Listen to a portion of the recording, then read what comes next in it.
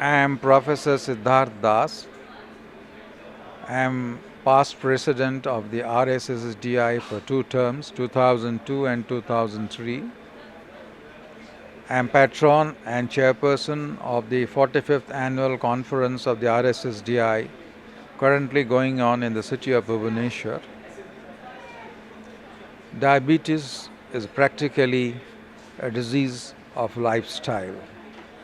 The explosion in the quantum of diabetes population in India is consequent to change in our lifestyle, food habit, and day-to-day practices. Over and above, a genetic built, a family history definitely worsens the situation.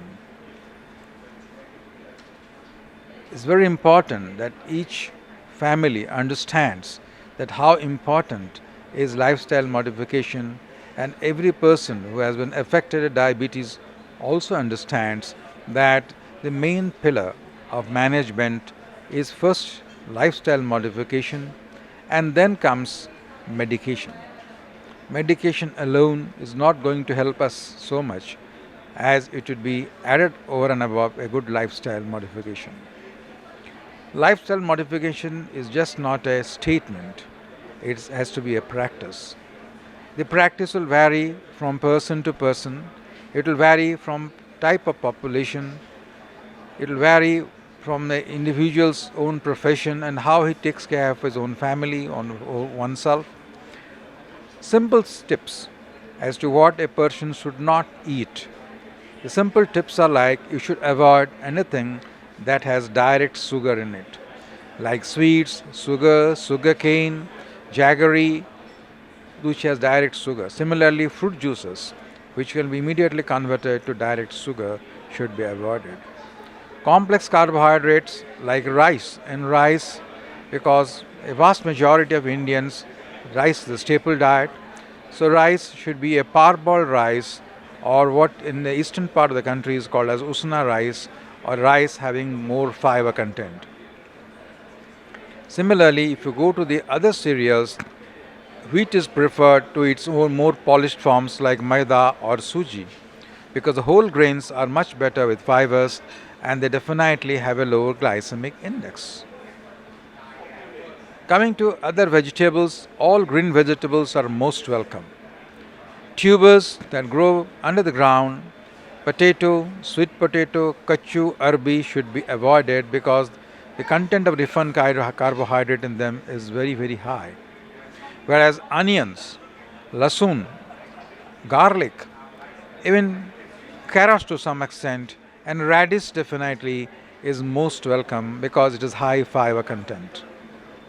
Coming to the non-vegetarian dishes, non-veg dishes containing omega-3 fatty acids like the fish, whether it is a marine fish or a freshwater fish, is more welcome than red meat. If somebody lives in a place where fish is in scarcity, if you want to have fowl, go for a country chicken, and if you are having broiler chicken, avoid the leg piece because leg piece contains high quantity of fat. In meat, take the lean meat, avoid the fatty portion of the meat, and avoid the liver portion of the meat. Coming to exercise. In exercise, one can do exercise as per his own convenience. Where the facility for playground is available and a person does not have any physical disability, you can go for games. Otherwise, youngsters, because nowadays we find that the development of type 2 diabetes is more marked in the adolescent and young people. So young people should not go for just walking or strolling. They should go for more physical exertion in the form of brisk walking, jogging, cycling, or even skipping. Especially for homemaker ladies who may not be having good access to playgrounds and fields, can do skipping. Skipping is a very, very good exercise. It can be done indoor, it can be done just with a piece of rope, properly tied at both the ends with something that you hold on to it. And it's a very, very useful exercise because it makes you all the joints of the body move, starting from the toe joints to the neck joints, to the skeletal joints in the neck. So skipping is a very good exercise for any gender and for the reproductive age group, and also for those who are not physically challenged. Persons who have arthritis is a big problem because they have difficulty in walking, they have difficulty in jogging. They can take to drill exercises as it is done in the open field. School drills. You can stretch your arms, you can bend your back, you can bend forward in a particular static position. And exercise should be done for at least half an hour every day to about 45 minutes every day, depending on the availability of time for you. And when going for exercise, please do remember, do not take food and do not take any medication except antihypertensives. If somebody is hypertensive, please take your drugs for the hypertension. Do not take anti-diabetic drugs. Do not take any food. And after you finish your exercise, take a rest for a couple of minutes and then have your tablets or insulin and then have your food as prescribed by your own physician. Then comes the type of interaction and lifestyle. The most important thing is your working hours and your sleep hours. 6 hours of sound sleep is very much required for any individual. This is my message to our young colleagues who are working in the IT sector, working in the management sector, who have got late night calls, who are making their times adjusted with the global timings of different cities of the world. They should remember that 6 hours of sound sleep is very, very much required for a good health. So lifestyle modification, dietary modification, physical exercise, and sleep cycle, normal sleep cycle are very important.